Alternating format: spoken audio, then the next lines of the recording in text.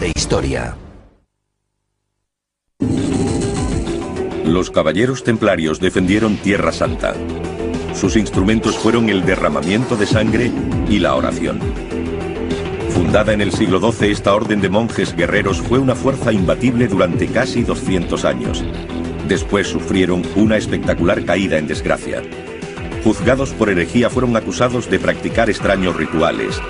Sus delatores afirmaban que escupían a la cruz, adoraban una cabeza humana cortada y practicaban actos sexuales perversos. Fueron disueltos y su gran maestre fue quemado en la hoguera. Desde entonces, su nombre ha conllevado un aire de misterio y romance. Hoy, libros como el Código da Vinci adornan el mito de los templarios. Persiste la afirmación de que guardan el objeto más sagrado de la cristiandad, el Santo Grial. Más allá de la leyenda, exploraremos el auténtico mundo de los caballeros templarios, un mundo edificado en piedra.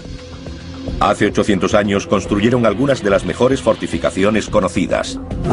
Es fantástico. Hoy gran parte de lo que construyeron desaparece entre el paisaje. Ahora un equipo de expertos regresa a su mundo. No creo que se haya usado en siglos.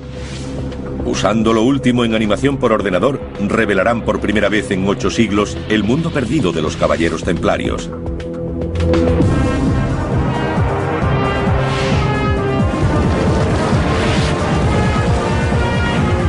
Mundos perdidos, los caballeros templarios.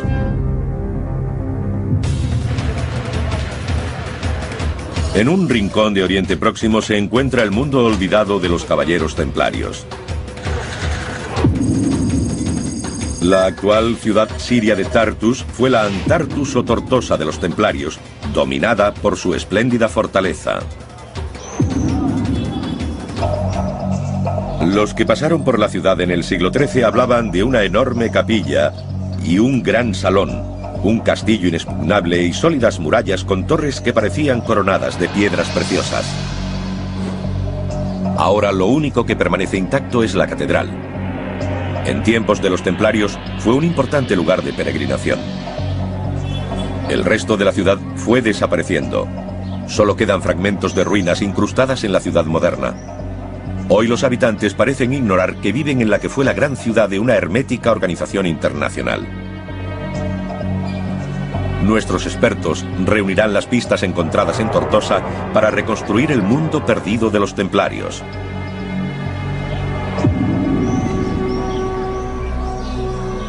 La Orden del Temple se formó en el siglo XII. Su objetivo era proteger a los peregrinos que se dirigían a Jerusalén. El profesor Paul Crawford está siguiendo el viejo camino hacia la antigua ciudad. Era tan peligroso que un peregrino escribió a su casa después de hacer la ruta, contando que había visto montones de huesos esparcidos a ambos lados del camino. Si un amigo moría, no te parabas a enterrarlo, porque esa fosa podía convertirse en la tuya. Podía aparecer cualquiera, matarte y enterrarte en ella. Los caballeros hacían votos de pobreza, castidad y obediencia. Ofrecían su vida para custodiar las rutas que seguían los peregrinos y se convertían en monjes guerreros. Pronto el papel de los templarios se extendió a la defensa de los territorios cristianos en Tierra Santa de los caudillos musulmanes.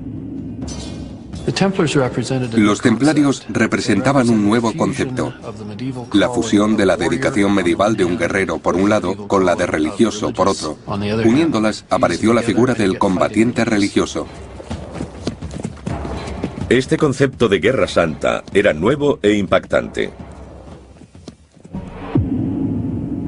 Tortosa fue entregada a los caballeros templarios en 1152.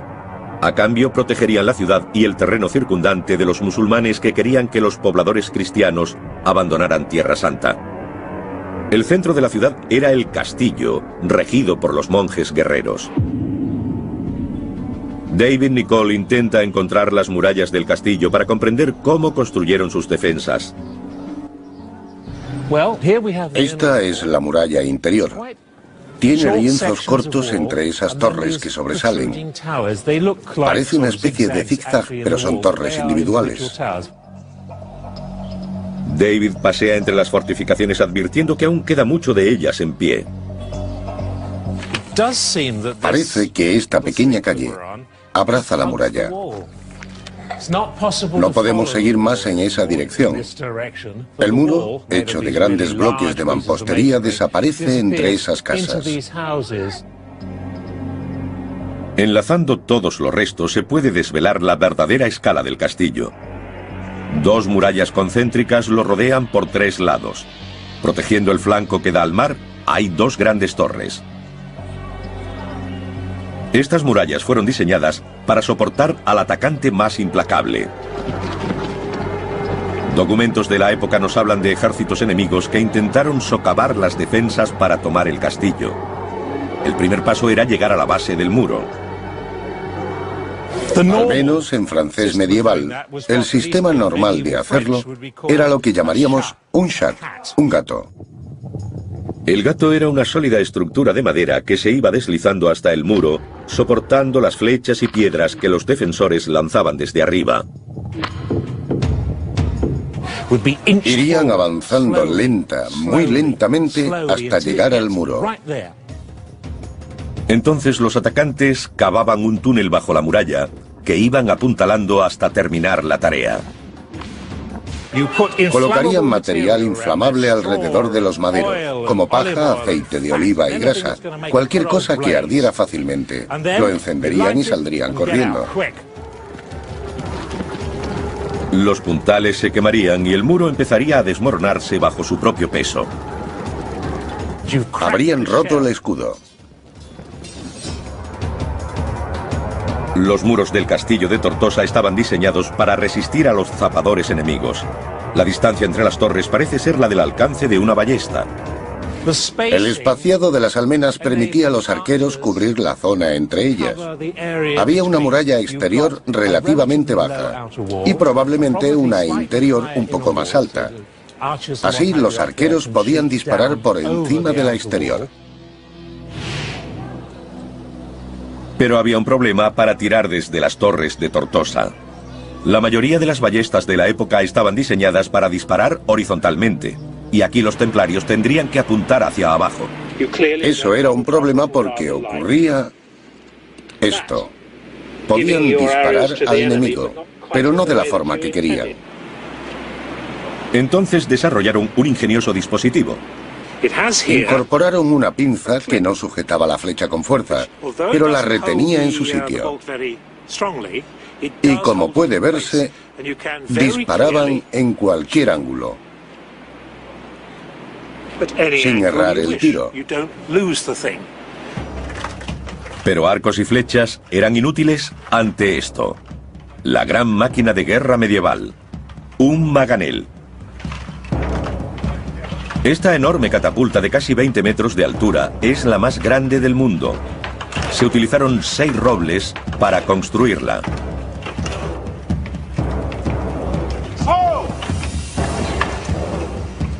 Para los templarios del interior del castillo, la visión de una máquina como esta habría sido aterradora. Pronto, piedras de 30 kilos caerían sobre la fortificación con un efecto devastador.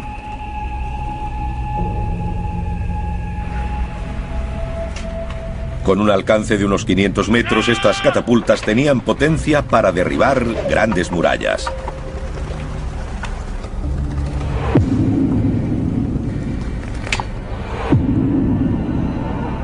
David Nicholl ha reunido todas las pistas para reconstruir las torres y murallas diseñadas para soportar el efecto de las catapultas y los zapadores. Si el enemigo abrió una brecha en el muro exterior mediante un túnel, aún quedaba otro interior que traspasar, y con un grosor de 6 metros era casi inexpugnable. Tortosa fue la puerta de entrada a una serie de fortificaciones igualmente imponentes que protegían los territorios a través de Tierra Santa.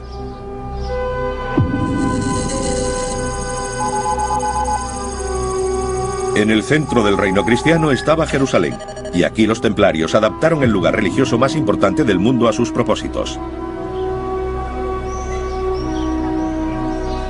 En la primera cruzada de 1099, los cristianos tomaron Jerusalén a los musulmanes.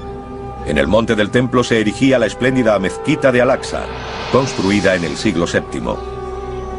En el Jerusalén cristiano, Al-Aqsa serviría como cuartel general de los templarios. Eso significaba que ellos quedaban así unidos a uno de los lugares más importantes de la cristiandad.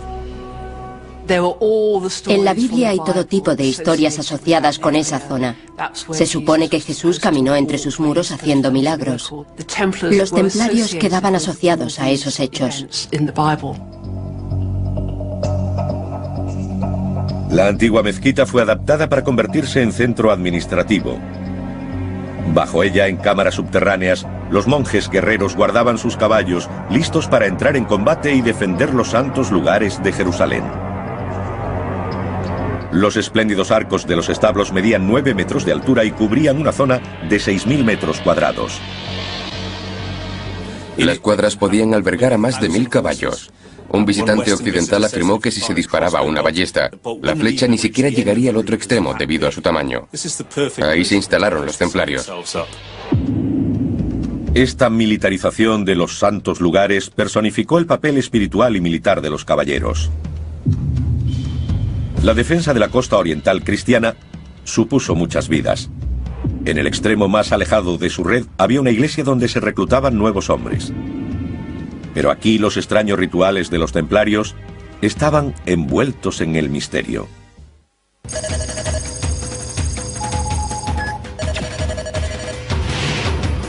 En el centro de la ciudad de Londres está el cuartel general inglés de los caballeros. La iglesia templaria fue consagrada en 1185. Su estructura recuerda a la del templo más importante del mundo cristiano, el Santo Sepulcro de Jerusalén. El Santo Sepulcro se construyó en el lugar en que muchos cristianos creen que Jesús fue crucificado, enterrado y resucitado de entre los muertos. Igual que el Santo Sepulcro, la nave de la iglesia templaria es circular.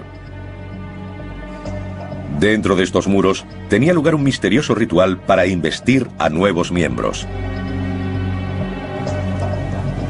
Los caballeros eran reclutados en gran número por toda Europa. Sustituían a los hombres muertos en batalla, defendiendo el reino de Jerusalén. A veces padecieron terribles bajas en combate. En 1244 murieron 312 en una batalla. Eran 348 templarios. Los nuevos miembros entraban en el templo por la puerta oeste, que después se cerraba con llave. La ceremonia era secreta. Era al amanecer, cuando el sol empezaba a salir, como si fueran a entrar en una nueva vida. Los iniciados pasaban a la nave circular entre fantasmales estatuas. Entonces comenzaba un solemne ritual. Los nuevos miembros hacían voto de pobreza, castidad y obediencia. No podían besar a las mujeres, ni siquiera a sus madres o hermanas. Como caballeros, estos hombres sufrirían por Dios y serían siervos de los templarios para siempre. El secreto de la ceremonia provocó rumores fuera de la fraternidad. Se oían cosas muy extrañas. Un caballero dice que tuvo que besar el blanco vientre sarnoso de uno de los maestros. Retrocedió ante la terrible visión. Sin embargo, no hay duda de que sus ritos de iniciación eran muy sospechosos. Los rituales secretos llevados a cabo en su interior contrastaban con la visible presencia del exterior. La iglesia fue construida como un anuncio de su causa, el reino de Jerusalén. Pronto pobres y ricos empezaron a legar su dinero y propiedades al temple. Estas extrañas estatuas sobre el suelo de la nave representan a los donantes más generosos a la causa. Estas personas habrían sido ricos terratenientes de Inglaterra. Representarían lo mejor de la caballería inglesa de la época. Con la entrega de grandes sumas de dinero, los contribuyentes se aseguraban la gloria a los ojos de Dios. Los caballeros templarios se convirtieron en lo que hoy sería una organización multinacional y multimillonaria. Con la riqueza y las tierras que adquirieron, los templarios se convirtieron en una institución riquísima. Tenían sedes con representantes por toda la cristiandad y gozaban de confianza. Los hombres que partían a las cruzadas les confiaban el cuidado de sus riquezas. Los templarios operaban como una banca internacional. Los peregrinos podían depositar dinero en Europa y retirar sus fondos cuando llegaban a Tierra Santa. Eso reducía el riesgo de robos en el camino. Los templarios son la primera organización bancaria internacional. La ciudad de Antartus o Tortosa no era solo una importante sede templaria. Su ubicación costera proporcionaba un vínculo vital con Occidente. David Nicoll ha localizado junto a la muralla del castillo el puerto donde atracaban los barcos de esta orden. Hombres, mercancías, caballos, alimentos y suministros. Prácticamente de todo era transportado por mar. Comunicaciones, mensajeros e informes que volvían a la sede central de los templarios mantenían a todos informados de lo que ocurría en esta parte del mundo. Ahora podemos saber cómo pudo ser el puerto de Tortosa en época templaria. Hace 800 años el mar habría chocado contra los muros del castillo, permitiendo que hombres y mercancías pudieran ser descargados en la ciudad. Estos muros encerraban una zona ahora llena de casas modernas. Ocultan lo que en su día fueron magníficos edificios medievales. Las fuentes contemporáneas nos cuentan que los templarios adinerados construyeron aquí una gran sala y habrían ideado en ella planes de batalla y tácticas mientras defendían el territorio circundante.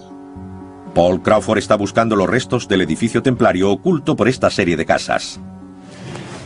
Sería magnífico ver lo que hay detrás de estas casas ahora.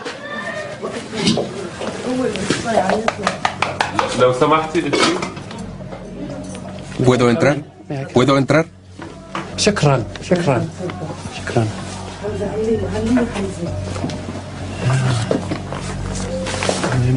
Ya estoy dentro. A ver si puedo subir. Han construido sus casas sobre partes del gran salón. Dios mío, es fantástico. La gente está viviendo junto a las murallas del gran salón. En las bóvedas hay pruebas del estilo gótico usado por los templarios.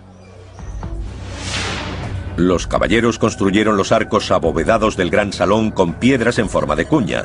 La clave se mantenía en el centro por la presión de las piezas vecinas. La piedra clave es el elemento fundamental para soportar el peso en una estructura así. Sin ella, el arco se derrumbaría. El peso es dirigido a fuertes puntos de apoyo en la base de los arcos. Si seguimos las líneas de la bóveda hacia abajo, deberíamos encontrar el punto en algún lugar. Y debería estar aquí. Vamos a intentarlo. A ver. Aquí está, decorado. Es precioso. Hay que imaginarse mirándolo desde abajo a 6 metros. Es fantástico. Ahora podemos revelar la magnificencia del gran salón. Hace 8 siglos bulliría de actividad mientras los templarios conspiraban contra el gran caudillo musulmán Saladino. En el suelo, quizá habría largas mesas con caballeros planeando sus estrategias. En 1188, quizá entró un mensajero avisando de la llegada de Saladino. Todos habrían saltado de sus asientos para dirigirse a sus puestos. Los monjes guerreros cogerían sus armas y lucharían hasta la muerte para defender Tortosa de su enemigo. Pero para los templarios, rezar era tan importante como combatir. Enterrados en algún lugar de los muros del castillo deben estar los restos de una capilla. Paul Crawford espera encontrarlos. La tenemos. Ahí arriba. Es increíble caminar por aquí y descubrirla, escondida en un pequeño rincón de Tartus. No la ha usado nadie durante cientos de años. Es increíble, maravillosa. La capilla templaria se sigue usando, pero como casa. La gente ha construido casas en su interior. Es como si hubieran ido añadiendo nidos de avispa en un granero abandonado. Estos edificios ocultan el verdadero tamaño de la capilla. Siglos de escombros han elevado 5 metros el nivel del suelo, como muestra la posición de estas ventanas. Ahora podemos revelar la verdadera magnificencia de la capilla templaria. Habría sido enorme. 25 metros de largo, 10 de ancho y 15 de alto.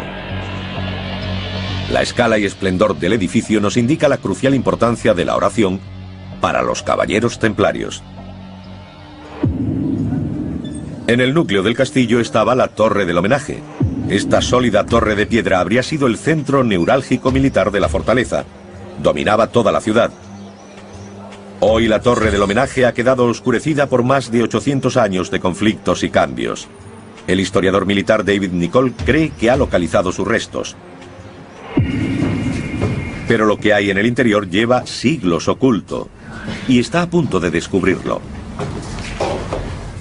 Este es el centro de la vieja torre.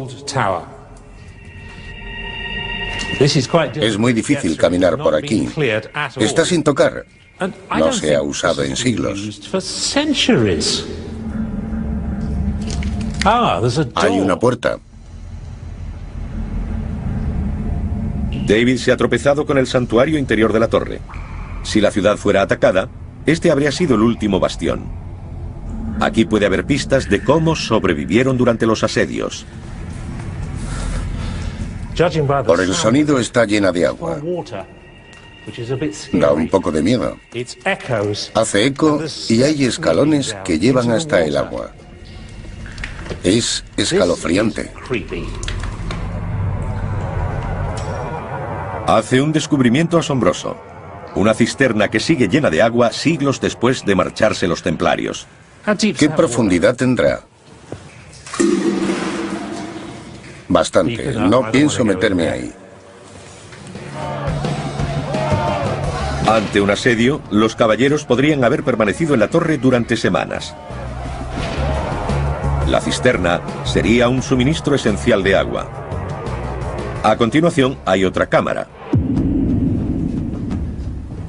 La calidad de la construcción es asombrosa incluso en las profundidades de la Torre del Homenaje. Está muy bien hecha. Miren esa ventana. Cualquiera se sentiría orgulloso de encontrar eso en alguna de nuestras parroquias. Este era el depósito de armas. En lo alto hay un pequeño orificio de acceso. Una trampilla secreta habría proporcionado a los templarios espadas, escudos y ballestas. La cisterna y el depósito de armas de la Torre del Homenaje representaban la última línea de defensa de los templarios. En 1188 su gran enemigo Saladino atacó Tortosa. La ciudad y sus murallas cayeron, pero la torre, con sus muros de 5 metros de espesor, permaneció en pie, un testimonio de su construcción y diseño. Ahora por primera vez, el equipo de historiadores ha redescubierto la perdida ciudad templaria de Tortosa y la ha devuelto a la vida. Al redescubrir la Tortosa templaria con el castillo y la capilla tan cerca uno de la otra, comprendemos el papel dual de guerreros y monjes. Desde Tortosa se irradiaba el poder a una red de castillos y ciudades cristianas por toda Tierra Santa. Pero el sostén de la red no es un castillo, sino una iglesia fortificada. Dentro de este edificio los templarios habrían llevado a cabo el ritual de la veneración de reliquias, partes del cuerpo de los santos.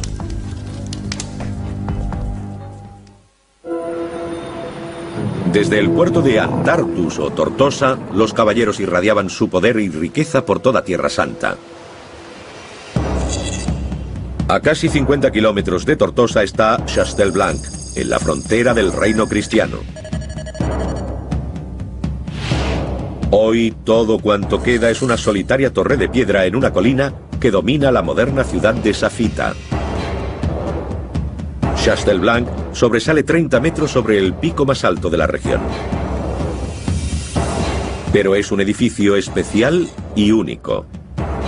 Es una iglesia fortificada. Es el ideal templario, hecho piedra. La fe cristiana defendida por el poder militar. Se unen la función del guerrero y la vocación religiosa porque es un edificio religioso. Es una iglesia, pero tiene saeteras en vez de ventanas con vidrieras. Oculta dentro de los muros de 5 metros de espesor de la iglesia fortificada hay una escalera secreta. Conduce al tejado. Paul Crawford está explorando la fortificación para determinar por qué se construyó Chastel Blanc precisamente aquí. Ahora entiendo por qué los templarios construyeron una red de castillos en este lugar. No es un desierto, no está cubierto de arena. Hay huertos, olivos, naranjos y limoneros. Mucha riqueza vegetal. Es un paisaje muy bello.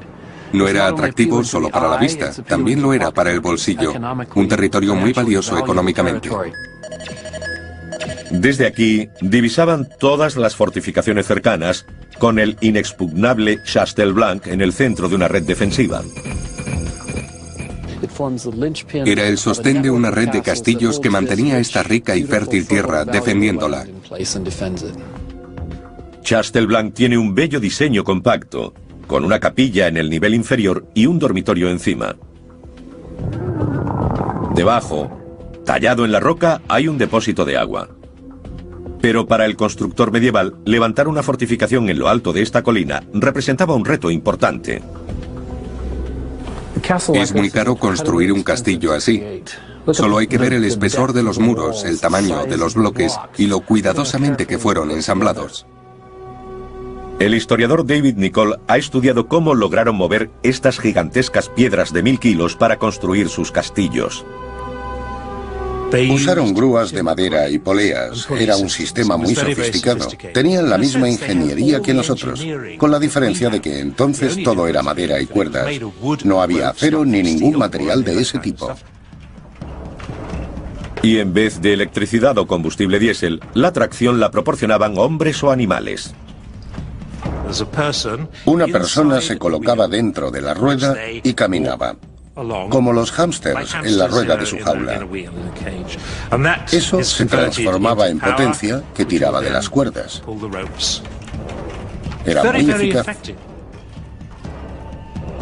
La ingeniería utilizada es impresionante, pero no lo es menos su calidad. Cada piedra está labrada a la perfección. Miren esto.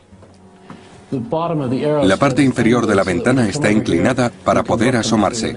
En caso de que llegara algún enemigo, se podían disparar flechas y dar en el blanco gracias a la pendiente. No había ningún ángulo muerto. Para los templarios, la guía en el campo de batalla llegaba de Dios. Dentro de su capilla fortificada, los monjes guerreros habrían participado en rituales religiosos, venerando reliquias de santos. En la historia cristiana siempre ha existido ese elemento de aproximación a un santo, venerando o incluso tocando sus reliquias. A menudo se trataba de un fragmento de hueso o un trozo de ropa de un santo, a veces de algo más tremebundo como una cabeza cortada.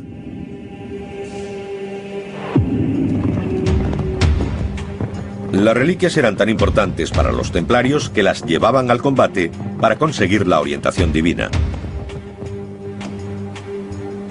Pero las reliquias más ansiadas eran las del propio Jesucristo. No tenemos reliquias de nuestro Señor, porque ascendió a los cielos. Nos hemos aferrado a las cosas más cercanas a Él. Para muchos, la copa de la última cena tiene un gran significado. Esa copa, el Santo Grial, ha sido durante siglos objeto de mitología. Se dice que los templarios, en su búsqueda de reliquias, desenterraron el Santo Grial en el monte del templo. Se convirtió en su posesión más sagrada, que defendían con su propia vida. Pero hay pocas pruebas de que esta leyenda sea cierta. Fue invención de un escritor francés del siglo XII llamado Chrétien de Troyes. Los templarios nunca podrían haber obtenido el Santo Grial, que se remonta a los tiempos de Cristo. En la Edad Media hubo gente a la que hoy llamaríamos escritores de ciencia ficción, a los que se les ocurrió relacionar la idea del Santo Grial con la de los templarios. Vincular a los misteriosos templarios con el gran icono de la cristiandad fue la suprema fantasía medieval. El problema es que tomó vida propia, continuó creciendo y ahora la gente lo cree, pero todo es fantasía. Borrando los asentamientos modernos, podemos ver Chastelblanc como los templarios lo habrían conocido. En lo alto de esta abrupta colina, protegida por dos murallas concéntricas, la iglesia fortificada estaba extraordinariamente protegida. Este elemento central de la red unía la sede de Tortosa con el resto de las defensas cristianas. Pero a 40 kilómetros está el mejor de los castillos, Crac de Chevalier, construido para soportar el más brutal de los ataques.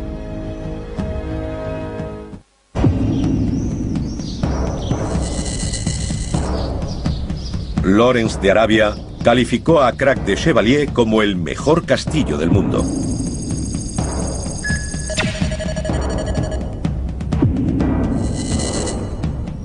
Con muros exteriores de 30 metros de grosor y 7 torres de 9 metros de diámetro, este castillo era prácticamente inexpugnable.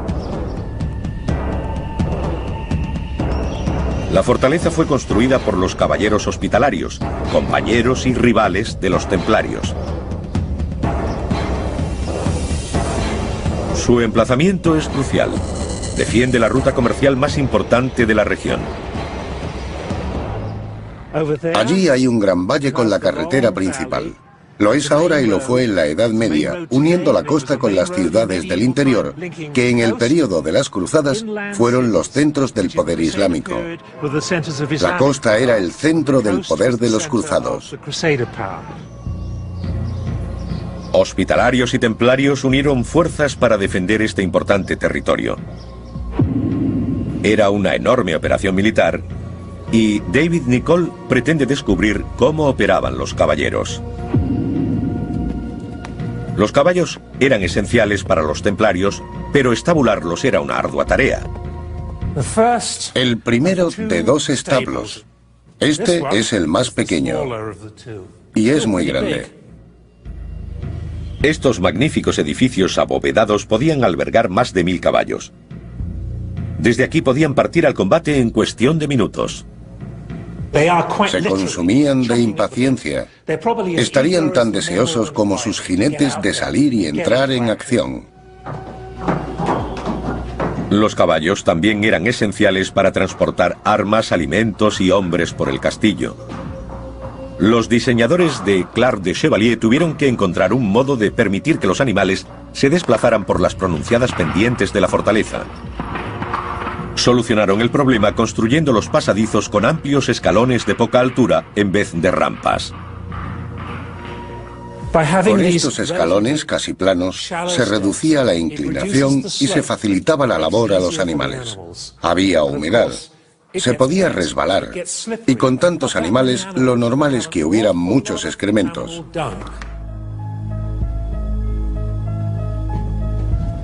El movimiento de los hombres por el castillo también era importante, especialmente bajo un ataque. Estamos en las profundidades de esta gruesa y sólida pieza de mampostería. Esto es conocido como un muro-galería, un pasadizo secreto dentro de la amplia fortificación que permitía a los caballeros moverse ocultamente alrededor del castillo en momentos de ataque. Les gustaba estar tan ocultos como fuera posible del enemigo. En pleno ataque, la gente corre de un lado a otro proporcionando flechas a los tiradores, llevando agua y comida o ayudando a los heridos. Había mucha actividad durante un sitio. Los caballeros disparaban desde las aspilleras y también desde una ingeniosa pieza de ingeniería medieval llamada matacán. El matacán sobresalía de los muros del castillo. Era una astuta medida antizapadores. Estando sobre ellos podían lanzar piedras o cualquier material hiriente, agua hirviendo o aceite hirviendo. No, el aceite no, porque era muy caro. Pero se podía verter agua hirviendo sobre la cabeza de los zapadores. Era un método muy eficaz. Les caía encima.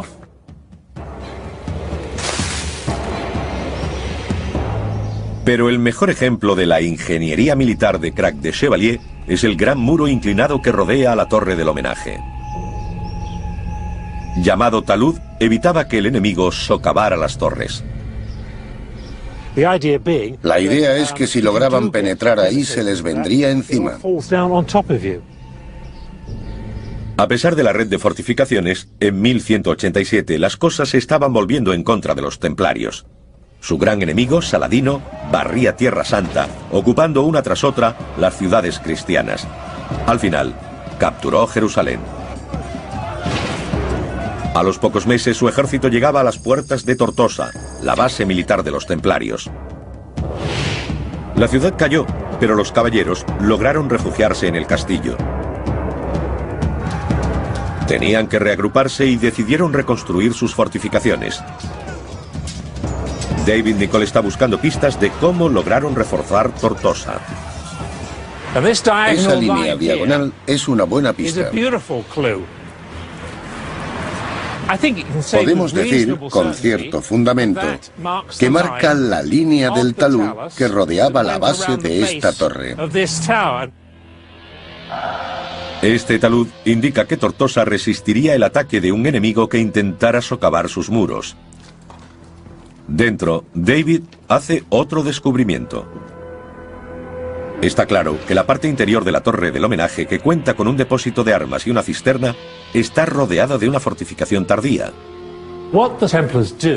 Lo que hicieron los templarios fue añadir material en el exterior. Lo fortalecieron y agrandaron. Por fuera estaría el mar. Ahora la estructura era muy fuerte. El descubrimiento de David revela cómo se construyeron los refuerzos de la torre del homenaje de Tortosa. Este segundo muro creó un pasadizo en el que se podían cubrir los arqueros para defender las fortificaciones internas. Con el talud añadido, la torre del homenaje dentro del castillo de Tortosa era inexpugnable. Pero a pesar de las fortificaciones, los templarios fueron incapaces de resistir la marea de fuerzas musulmanas que querían expulsarlos de Tierra Santa. A finales del siglo XIII habían caído todos sus castillos excepto Tortosa. Pero sin su red de fortalezas, los caballeros estaban condenados. Dándose cuenta de que todo estaba perdido, se retiraron a una pequeña isla a 1 kilómetro de Tortosa. Su riqueza, secreto y brutalidad estaban a punto de volverse contra ellos. En 1291, los templarios habían fracasado en su misión de defender los territorios cristianos de Tierra Santa. Habían caído sus aparentemente inexpugnables fortalezas. Los templarios se vieron empujados a la costa hasta Tortosa, el único castillo que les quedaba. Pero sin su red, también este estaría condenado a caer. Solo les quedaba la opción de la huida. Tortosa ya era inútil, no se podía defender. En agosto de 1291 los templarios cogieron sus barcos y zarparon.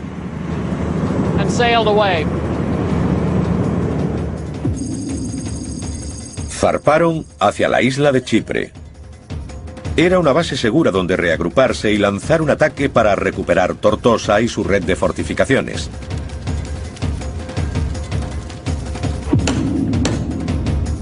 Prepararon una flota de barcos diseñados para transportar a los caballeros hasta la costa. Los caballos serían esenciales para este nuevo asalto, y los barcos podían cargar hasta 30 animales cada uno. Pero el viaje por mar desde Chipre hasta Tortosa es de más de 150 kilómetros. Transportar caballos a esta distancia sería todo un reto. Los caballos se mareaban igual que los humanos, pero a diferencia de las personas, los caballos no saben vomitar, y eso es un problema. Lanzar un ataque con caballos enfermos sería desastroso. Los templarios necesitaban hacer una escala para recuperar a sus animales.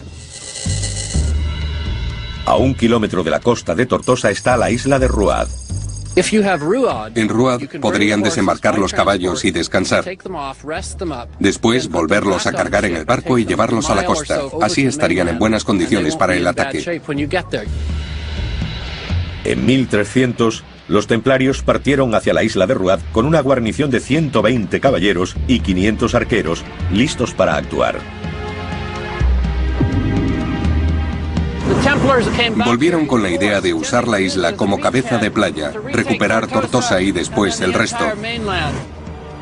El único territorio de Tierra Santa en poder aún de los templarios era Ruad, una isla de menos de 1 kilómetro de longitud.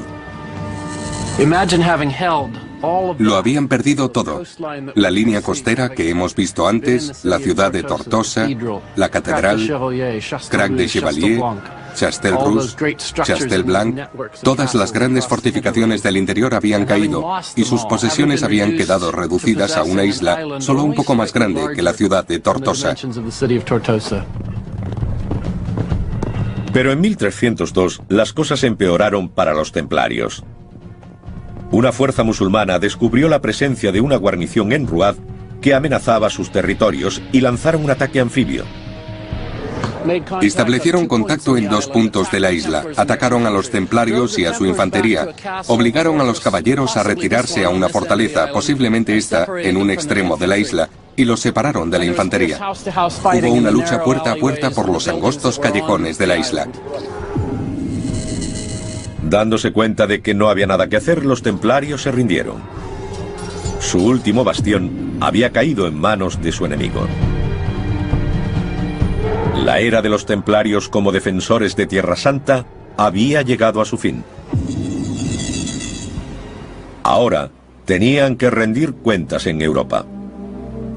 Su vocación era defender los lugares santos y habían fracasado. La gente llevaba siglos financiándolos porque ellos iban a salvaguardar los lugares cristianos, pero fallaron. La reputación de los grandes templarios había quedado destrozada. El 13 de octubre de 1307, el rey de Francia ordenaba su detención. Los acusó de negar a Cristo, de escupir a la cruz, de orinar en la cruz. Los acusó de prácticas homosexuales, de adorar ídolos y cabezas. Molestaban sus misteriosos rituales, en particular la ceremonia secreta de recepción en la que los nuevos caballeros juraban su entrada en la orden. La gente se preguntaba qué podría pasar detrás de esas puertas cerradas. Si era algo bueno, como decían los templarios, si era algo sagrado y honesto, ¿por qué nadie podía entrar a verlo? Debía ocurrir algo horrible y obsceno que querían guardar en secreto. No hay humo sin fuego. Los templarios fueron interrogados bajo brutales torturas. A un sacerdote templario le pusieron los pies sobre el fuego y le quemaron las plantas hasta que se le cayeron los huesos. Otros templarios fueron colgados del techo de mazmorras con pesos atados a los pies o incluso a sus testículos. Aquellos hombres rotos confesaron desde la adoración de ídolos hasta la sodomía. Sabemos que se puede hacer sufrir a un hombre hasta el punto de hacerle confesar cualquier cosa. Eso hace que los historiadores sospechen que los cargos contra los templarios no fueron ciertos. En marzo de 1314 los templarios fueron encontrados culpables en su totalidad. El gran maestre fue quemado en la hoguera y se disolvió la orden. Cuando una organización tan grande y poderosa como esta cae, es inevitable que haya teorías de conspiración. El mito más perdurable ha sido el del Santo Grial, y su búsqueda por parte de los templarios ha cautivado la imaginación occidental más que ninguna otra leyenda. En el juicio y los interrogatorios no se mencionaba este hecho. Si los templarios lo hubieran tenido en su poder, habría salido a la luz, pero no se menciona en ningún momento. La destrucción de sus documentos en el siglo XVI por los invasores turcos ha generado un halo de misterio alrededor de los caballeros templarios. La obsesión de los templarios por el secreto, su interés por las reliquias y rituales arcanos, hacen que ellos fueran su peor enemigo. Pasaron de héroes de la cristiandad a reos culpables. Hoy todos conocemos a los templarios por la mística que los rodea. Pero sus construcciones defendieron Tierra Santa durante casi 200 años. Ahora van desapareciendo lentamente en el entorno, y parece que el estatus mítico de los templarios sobrevivirá a su mundo perdido.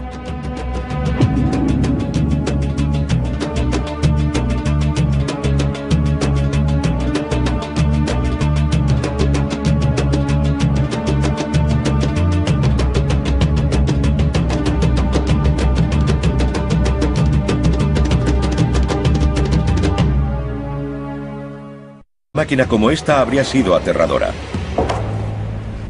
Pronto piedras de 30 kilos caerían sobre la fortificación con un efecto devastador.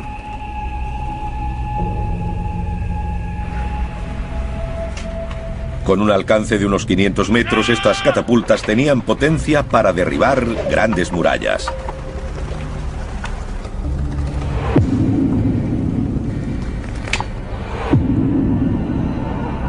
David Nicholl ha reunido todas las pistas para reconstruir las torres y murallas diseñadas para soportar el efecto de las catapultas y los zapadores.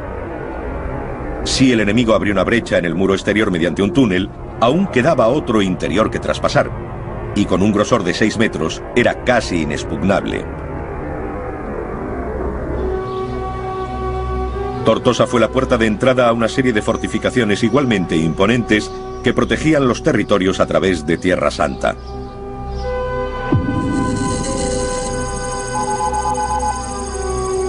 En el centro del reino cristiano estaba Jerusalén, y aquí los templarios adaptaron el lugar religioso más importante del mundo a sus propósitos.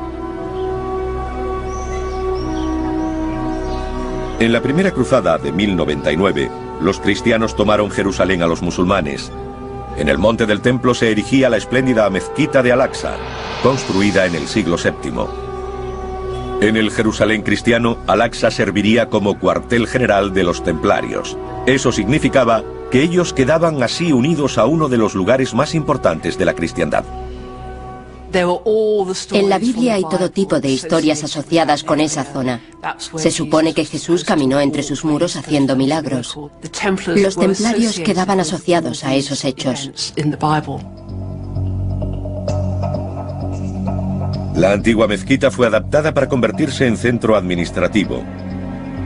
Bajo ella, en cámaras subterráneas, los monjes guerreros guardaban sus caballos, listos para entrar en combate y defender los santos lugares de Jerusalén Santa. Era nuevo e impactante. Tortosa fue entregada a los caballeros templarios en 1152. A cambio, protegerían la ciudad y el terreno circundante de los musulmanes que querían que los pobladores cristianos abandonaran Tierra Santa. El centro de la ciudad era el castillo, regido por los monjes guerreros. David Nicholl intenta encontrar las murallas del castillo para comprender cómo construyeron sus defensas. Esta es la muralla interior. Tiene lienzos cortos entre esas torres que sobresalen.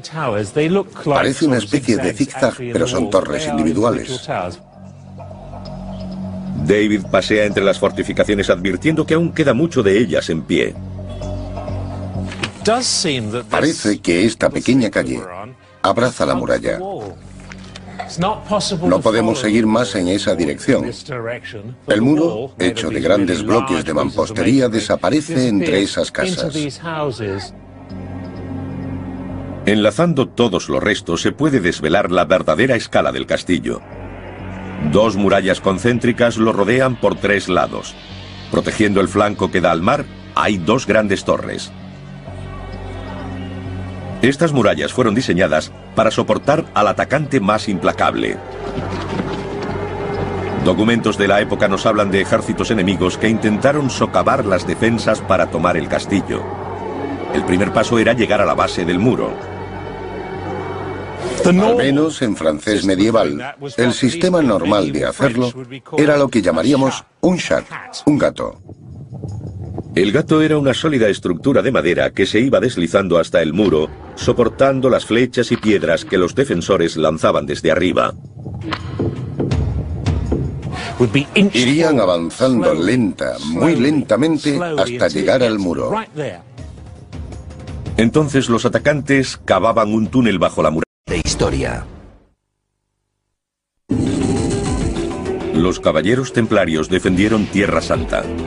Sus instrumentos fueron el derramamiento de sangre y la oración.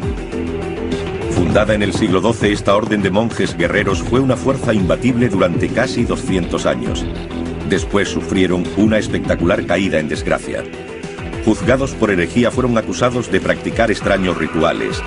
Sus delatores afirmaban que escupían a la cruz, adoraban una cabeza humana cortada y practicaban actos sexuales perversos. Fueron disueltos y su gran maestre fue quemado en la hoguera. Desde entonces, su nombre ha conllevado un aire de misterio y romance. Hoy, libros como el Código da Vinci adornan el mito de los templarios. Persiste la afirmación de que guardan el objeto más sagrado de la cristiandad, el Santo Grial. Más allá de la leyenda, exploraremos el auténtico mundo de los caballeros templarios, un mundo edificado en piedra. Hace 800 años construyeron algunas de las mejores fortificaciones conocidas. Es fantástico. Hoy gran parte de lo que construyeron desaparece entre el paisaje. Ahora un equipo de expertos regresa a su mundo. No creo que se haya usado en siglos. Usando lo último en animación por ordenador, revelarán por primera vez en 8 siglos el mundo perdido de los caballeros templarios.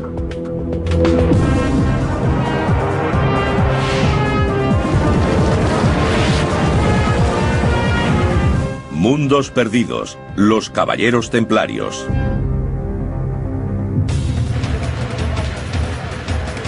En un rincón de Oriente Próximo se encuentra el mundo olvidado de los caballeros templarios.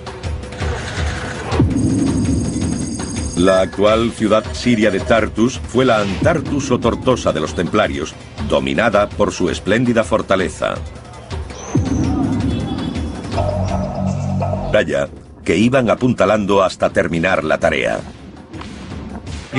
Colocarían material inflamable alrededor de los maderos, como paja, aceite de oliva y grasa, cualquier cosa que ardiera fácilmente. Lo encenderían y saldrían corriendo. Los puntales se quemarían y el muro empezaría a desmoronarse bajo su propio peso. Habrían roto el escudo. Los muros del castillo de Tortosa estaban diseñados para resistir a los zapadores enemigos. La distancia entre las torres parece ser la del alcance de una ballesta. El espaciado de las almenas permitía a los arqueros cubrir la zona entre ellas. Había una muralla exterior relativamente baja y probablemente una interior un poco más alta. Así los arqueros podían disparar por encima de la exterior. Pero había un problema para tirar desde las torres de Tortosa. La mayoría de las ballestas de la época estaban diseñadas para disparar horizontalmente, y aquí los templarios tendrían que apuntar hacia abajo. Eso era un problema porque ocurría esto.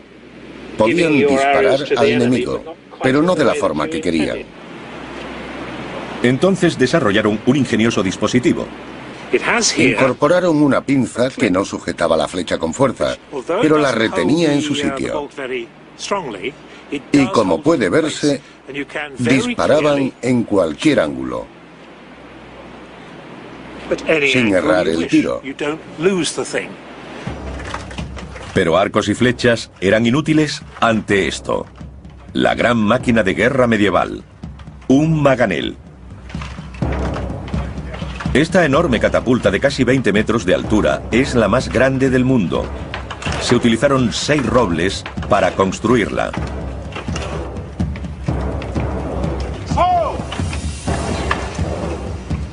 Para los templarios del interior del castillo, la visión de Los que pasaron por la ciudad en el siglo XIII hablaban de una enorme capilla y un gran salón, un castillo inexpugnable y sólidas murallas con torres que parecían coronadas de piedras preciosas. Ahora lo único que permanece intacto es la catedral. En tiempos de los templarios fue un importante lugar de peregrinación. El resto de la ciudad fue desapareciendo. Solo quedan fragmentos de ruinas incrustadas en la ciudad moderna. Hoy los habitantes parecen ignorar que viven en la que fue la gran ciudad de una hermética organización internacional. Nuestros expertos reunirán las pistas encontradas en Tortosa para reconstruir el mundo perdido de los templarios.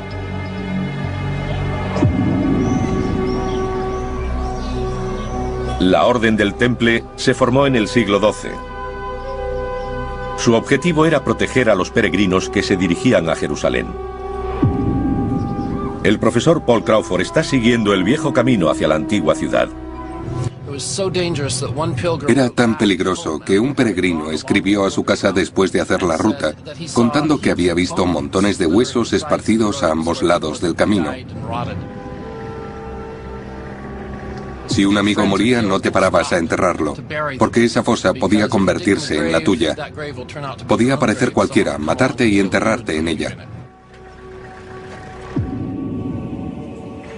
Los caballeros hacían votos de pobreza, castidad y obediencia. Ofrecían su vida para custodiar las rutas que seguían los peregrinos y se convertían en monjes guerreros. Pronto el papel de los templarios se extendió a la defensa de los territorios cristianos en Tierra Santa de los caudillos musulmanes. Los templarios representaban un nuevo concepto, la fusión de la dedicación medieval de un guerrero por un lado con la de religioso por otro. Uniéndolas apareció la figura del combatiente religioso. Este concepto de guerra